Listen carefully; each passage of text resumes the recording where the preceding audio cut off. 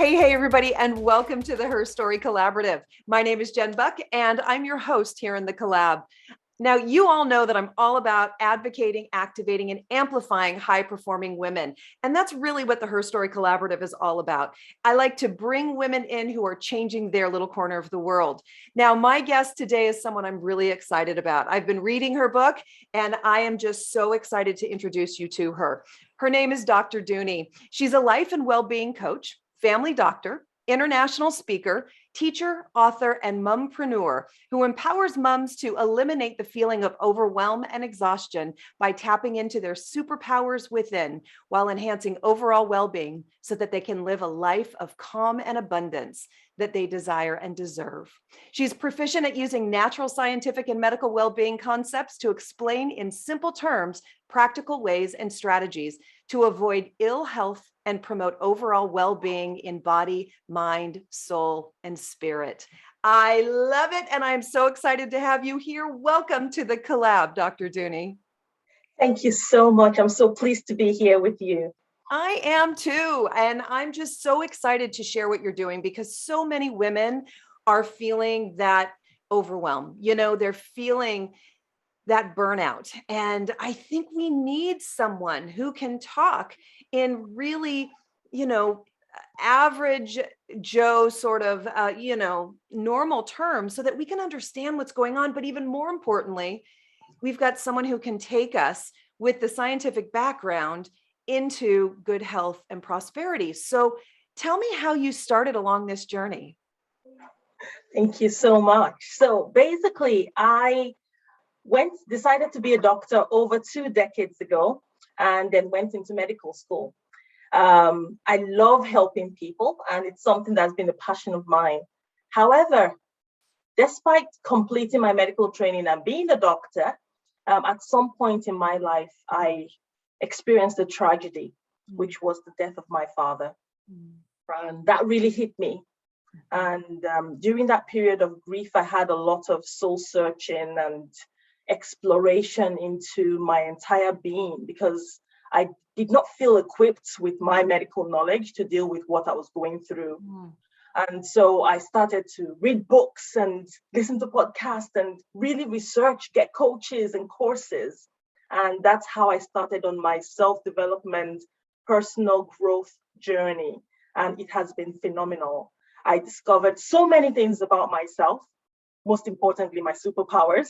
And it's just amazing what we can do because we've got so much potential energy within us. And we just have to keep it moving and convert it to kinetic energy. Yeah, absolutely. I have to be completely transparent and tell you that reading your book has been really important for me because in the last 3 weeks, lost 4 friends and family members, and I've got 2 more in the hospital right now with COVID. And these are my inner circle people. These are people I have lifelong relationships with. And this all happened, all 6 of these happened in 3 weeks. And so here I've been my whole life, the motivator, and I'm the optimistic one. And I'm going to be very honest and say that over the last 5 days, my memory is gone. I'm not sleeping well. I'm waking up all through the night. I don't have patience. I've found myself kind of aimlessly wandering, weirdly wandering, and it's not who I am. I'm a go-getter. I'm a sharp mind. I memorize things for a living. This is the strangest thing for me to have my brain feeling broken right now. And your book was just sort of eye-opener after eye-opener for me that I'm going through trauma and I'm trying to push through it, which is what a lot of women do, right? Absolutely. Yes, it is. And the thing about it, I try to liken our journey through grief as though we were a seed. So imagine you're a seed walking along, and then suddenly you just fall into a hole. And you go, oh, fall in, and then earth covers you. And you suddenly it's dark, it's wet, you feel lonely, you feel scared, you feel angry, you blame yourself. If only I did not go for that walk, maybe I wouldn't have ended up in this hole. And then you start going through the process of that seclusion. You don't know where to turn. You scream until your voice goes. And then it gets to a point that you start to grow. with Mm. all the moisture around there. You start to grow, but it's painful because you're breaking open and your shoot and your roots are coming out. And in that process, you're begging the pain to stop, but it's just not stopping. But you know what? As you persevere, you grow through that dark, moist soil towards the sunlight. That's the hope. Mhm. That's the growth. And as your root grows, you become more founded, more connected with yourself and connected with your environment. That is the grief journey. And it takes different time spans. And I wouldn't say grief ever really ends. It just gets transformed in its Mhm. interpretation. Yes. But that's the process. And it's just, wow, profound. It sure is. It's so profound. And when I opened up your book and I heard you talking about that moment for you, I could so relate to that moment because I literally haven't wanted to get out of bed. I know I had to, but I've been walking around just, like Pigpen from the, Charles Schultz, Snoopy lineup there. And I've just been getting by. And I opened your book last night and it was just such a huge, moment for me that this is trauma. This is grief. This is the dark space in the soil. And tell us a little bit about when you had that moment where you just realized you had to get up. So it was a beautiful morning, and I was in bed. Thankfully, it was a Saturday. And as I laid in bed, my daughter comes up to me, "Mommy, mommy, let's go outside. It snowed. Let's go play outside." And I'm someone who loves to play, but at that point, I had no energy. I Mm, was afraid all the time. At that point, I'd lost 3 dress sizes as well. I was a shadow of myself. All my bones were sticking out. wow. And so I was there, smiling at her and trying to make her feel that she was okay with what she was asking for, but I just couldn't do it. Mhm. And then her little brother was toddling along, getting their coats, and I was so pained because at that point I had to say, "My darling, would you come into bed and cuddle with mommy?" And Mm, so she comes in, and so does her brother, and I hold them in my arms, and I start to cry. And at that point, it's not because that was the first time. That wasn't the first time I've told them, "Come and cuddle with mommy." mm, This is me that enjoys playing. But how could I be in a position where they want to play outside? I love to play, but I can't mm, because of the lack of energy and because of the overwhelm I felt. I mm. felt like a failure as a mother. Wow. And that's when it hit me. I said this had to stop. Something had to happen. I had to find a way. Has anybody been through this? You Mhm, know, has anybody gone through this and come out the other side? I had to find a way. This could not continue. mhm. And so that's where my search began because I just couldn't continue to feel like a failure as a mother. Yeah. And I think that's the piece of it that no one really wants to talk about. That as women, we're programmed to keep moving forward. We're programmed to fight it, to stifle it, to stuff it. And, now here we are in the workplace and things have changed somewhat, but it's not as if we're diminishing any of our responsibilities elsewhere. We've just added to our responsibilities by leading companies and leading organizations and stepping out into these roles where we're leading in a high profile way, but it didn't take any of the responsibilities off our table. And so what's happening is we're we're finding ourselves pushing even though our feet are in cement. Would you agree with that for women? That is so true. And another thing is society has continued to put the expectations on women. And the higher up you are, maybe in the corporate world or you have a business, the more you have to prove to everyone else Yeah. that you are able, you are worthy to be in that position. Mhm. because everybody probably expects you, well, now that you've gone into business and now that you're on the top of the corporate ladder, the poor children, they're going to suffer. Oh gosh, your partner is going to suffer. And so they're waiting for you to slip, and they're waiting for you to make that mistake. And that pressure on us keeps us on our toes all the time. And guess what? Because we are trying to meet up with those expectations, we are constantly in hyper-stimulated, hyper-alert states. Our cortisol level jumps. The cortisol that should be high in the morning and dwindle as the day goes by is high persistently. So you have many people that are coming down with things like chronic fatigue syndrome and more fibromyalgia and all those kind of things. And it's just really debilitating. Yeah. And we keep pushing through, thinking that the moment we ask for help, the moment we say, can somebody just handle this? They go, oh, you can't cope, right? And we don't want to hear that. So that really, it's like we're almost sabotaging ourselves because of the expectations of others. And that's why that's one main reason why I wrote that book, because we need to start to recognize who we are. We're not supposed to be responsive to people. We are supposed to be proactive and tell people who we are. Step into our powers. And one of the superpowers, the first one I described in the book, was the power of disruption. We need to be intentional disruptors, because the moment we start to break free from the expectations of others, those routines that keep us shackled, the world is not just our oyster. It's like, wow, what else can we do? And that's one big thing I try to tell people. You need to break free, because then you'll truly be free to live in your authentic self. It's okay for you to ask for help. It's okay for you to delegate. It's okay for you to say, children, we're eating out of the takeaway pack today. It's okay. It's okay for you to be under the duvet crying. It's okay to show your emotions.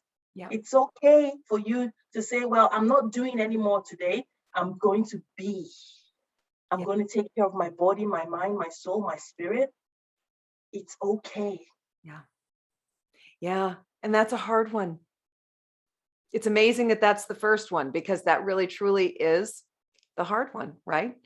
Because I feel like I need to be for everyone else. And I had a friend just this week say, you know, that this is something that people will forgive you for, because I was saying, I have emails out there that I haven't sent, people waiting on me. They're checking in with me to see if in fact I've sent it yet. And my friend said, so what? You're dealing with 4 deaths and 2 people who are on ventilators in the hospital in 3 weeks. Like, this isn't normal. People will understand.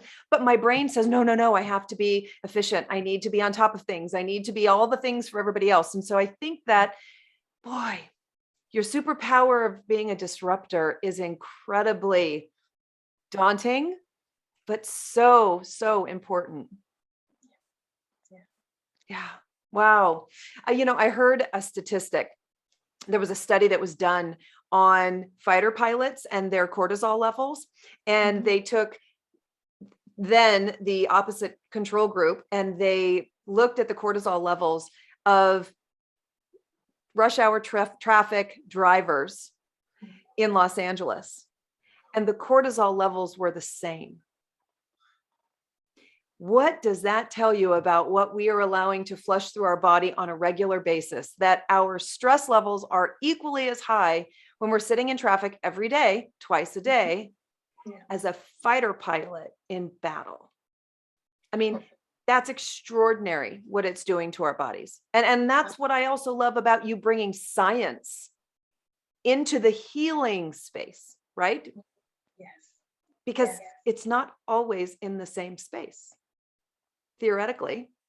But if you think about it, it's not always in the same space. So tell me how you help women, these moms, get through this, get to a place of awakening and awareness.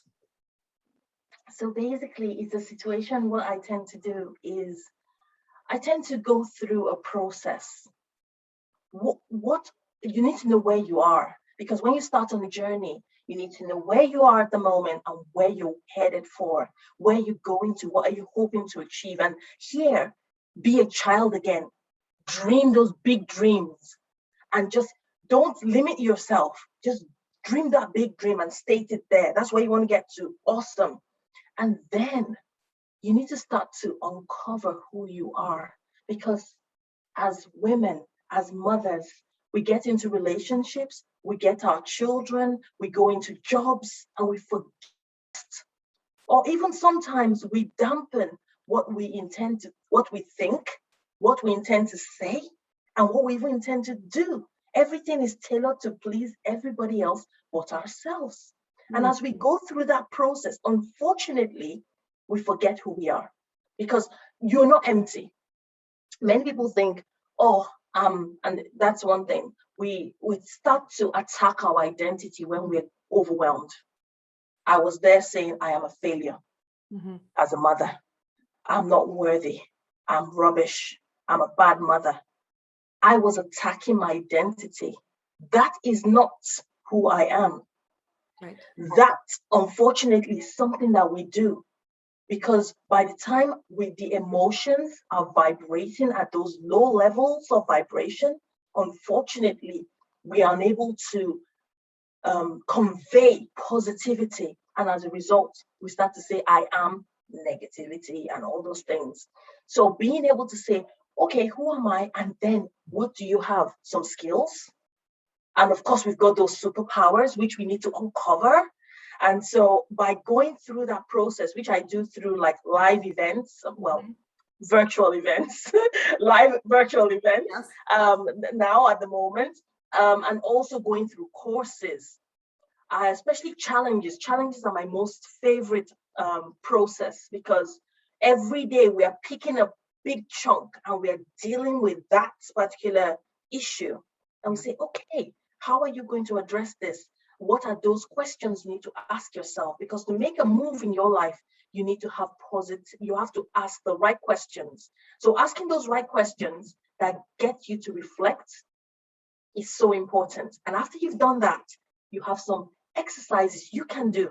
And something about me, most of the exercises I do, including my workouts, are no more than 15 minutes. I have so many hats. So I don't have like 30 minutes to sit down, except to relax, of course. Yes. So, yeah. What do you think is the most important thing that women could do right now for themselves? Because I know I'm in this right now. So there was a part of me that wanted to reschedule, but I was so moved by your book that I thought, I need this. Like, I need this. Jen needs to hear somebody pouring into her right now and giving her those nuggets that I can hold on to. And so I know that there are friends of mine and colleagues and people who are listening right now around the world who are feeling the same thing. I'm not alone in this. We're all in this together, hence it being a pandemic, right? So what would you say to women that they could literally apply right now to start moving themselves in a healthier and more positive direction? Oh, thank you. That's such a powerful question. And I'd really like to point to you right now. First of all, I like to imagine each and every one of us as a unicycle. So that unicycle is divided into 4 parts: your body, your mind, your soul, your spirit. The most powerful thing you can do right now is to be. So possessing that power of being, and that is with your spirit. Now, everybody has got their different beliefs. I personally believe in God. So I say, I am connecting to God. That's spiritual. And the most common way of connecting is through prayer or meditation.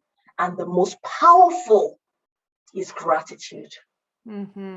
So from that spiritual point of view, I would say gratitude. You can do 3 things, 5 things you're grateful for in the morning, and 3 to 5 things in the night. So this is a prescription: gratitude, 3 to 5 tablets twice a day. Yes. That's the first one. Now, for the mind, because this is a difficult moment where people are going through a lot, journaling is the main key. And I advocate a worry journal. Now, you can have that as a book or you can have that as tons of paper, but make sure you're writing down anything that comes to mind that is upsetting you, worrying you, overwhelming you. Write it down. By writing it down, you take the worry from the very sensitive part of your mind onto paper. That kinesthetic motion helps to tell your mind, oh, she's going to do something about it. There is an action being taken. Right. It also gets your mind to calm down.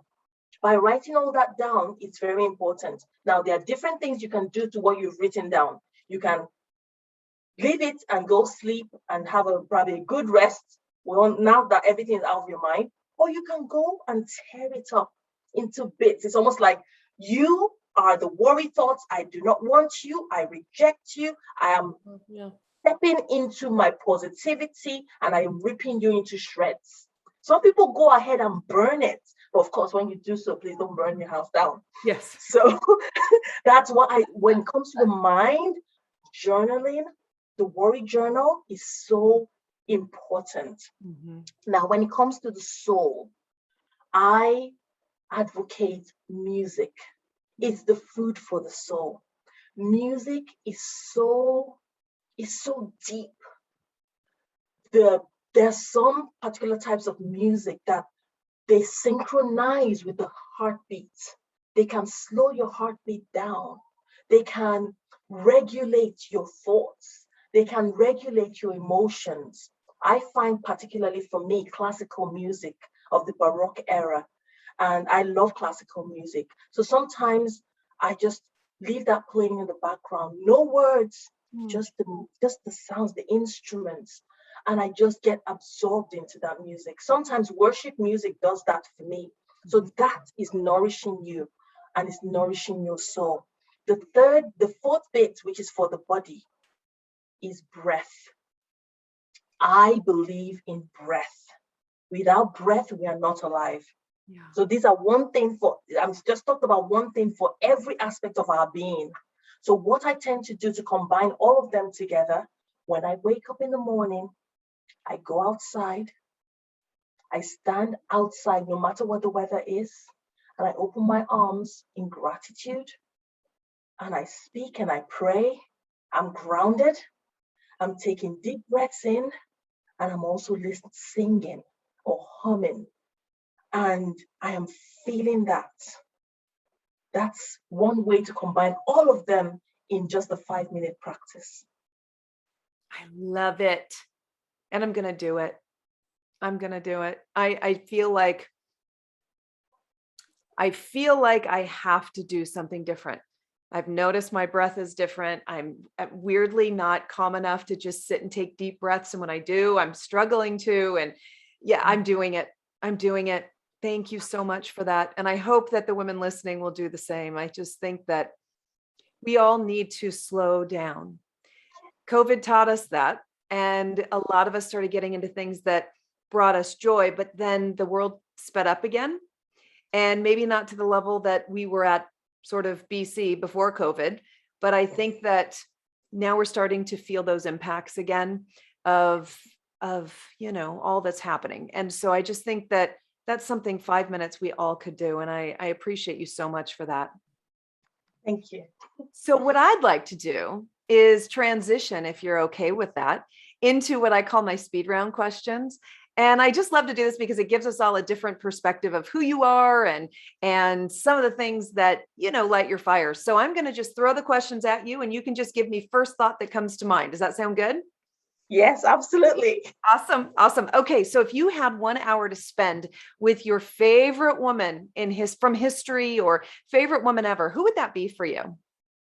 Oh, that would be my grandmother. Nice. Beautiful. Love it. What is your favorite place that you have ever visited on the planet?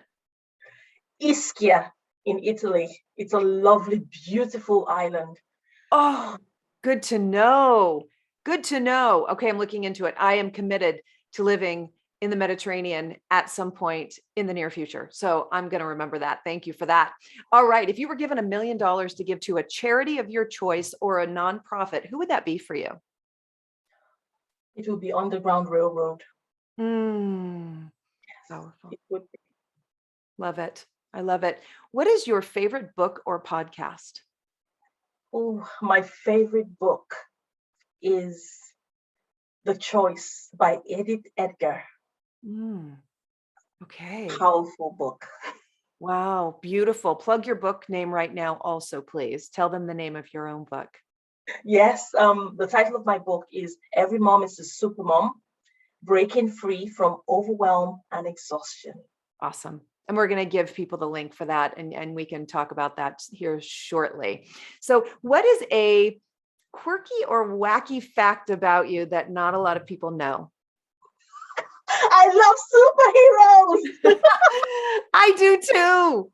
I do too. And now this makes so much sense. You know, the superhero outfit, the superhero logo, and the superhero, or some, sorry, superpowers that we all hold. It all makes sense. Love, love, love. So if you could have a superpower, what would that be? Oh, it will be to. Oh, now that's a gosh, I love having so many powers. Let's see.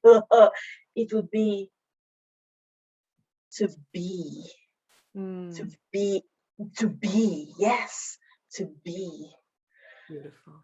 It's so powerful. That's being present, Yeah. being being authentic, Yeah. being abundant, to be. Love it. I love it. What a great answer. So if you had a theme song, what would it be? If you say let it This be, girl is let on it be. I think this girl is on fire, definitely. Love, love, love, love, love. Yes, you, girl, are on fire. So perfect one. Absolutely great. What is the best word to describe you? Energetic. Yes, I agree. Finish this sentence. When I'm really, really old, I hope to see A lovely future for my loved ones. That's beautiful. It's just beautiful. Dunni, you are a delight. And I know that people are going to be wondering after this, how can I get in touch with Dr. Dunni? So can you give us all of your info so that people can just jump right out and connect with you? Absolutely. And thank you so much for this lovely opportunity. It's been an absolute pleasure speaking with you. So I can be found. My website is www.drdunni.com. And on there, you have my information, my courses, my book, and my challenges, which I actually run very regularly. So you will have all the information on there, and it's going to be amazing to connect with you, to serve you, and to be able to give to you. So thank you so much for that. And I'll make sure that all of your links are in the show notes so that people can easily connect and find you without working too hard to do so, including we'll put the link to your book in there as well, because I know it's moving me right now. And this is an interesting space to be in, admitting this and literally in the depths of this. And then here you are. So that can't be an accident either, right? No, not at all. And No. I'm just going to take this point to just pour into you. You are amazing. You are powerful. And I'm sending you so much love and sending so much energy your way, because on those days when you're feeling really low, that energy will be a cloak around you. That energy will infuse your body and make you whole. It would lift you up, take you to rest, make you glow as you grow through this situation, through this difficult moment, to be a better version of yourself. And I'm wishing you so much goodness, wellness, and love. Thank you so much. Thank you so, so much. Whew. Thank you for that. And thank you everyone for tuning in and spending time with us. As you can see, Dr. Dunni she's a special one. And I'm so grateful that you spent time here with me today. I want to give a special thank you to our sponsor of the show, 100 Angels. 100 Angels is helping families with medical care and clothing and water and legal help, and doing all the things to make sure that families are whole and well. And you can connect with 100 Angels at 100angels.org. You can find them online. So Dr. Dunni, you're magic. Thank you for being here. Thank you so much for having me. It's been an absolute pleasure. Thank you. It has. And everybody, we'll see you in the next episode. Have a beautiful day. Bye-bye.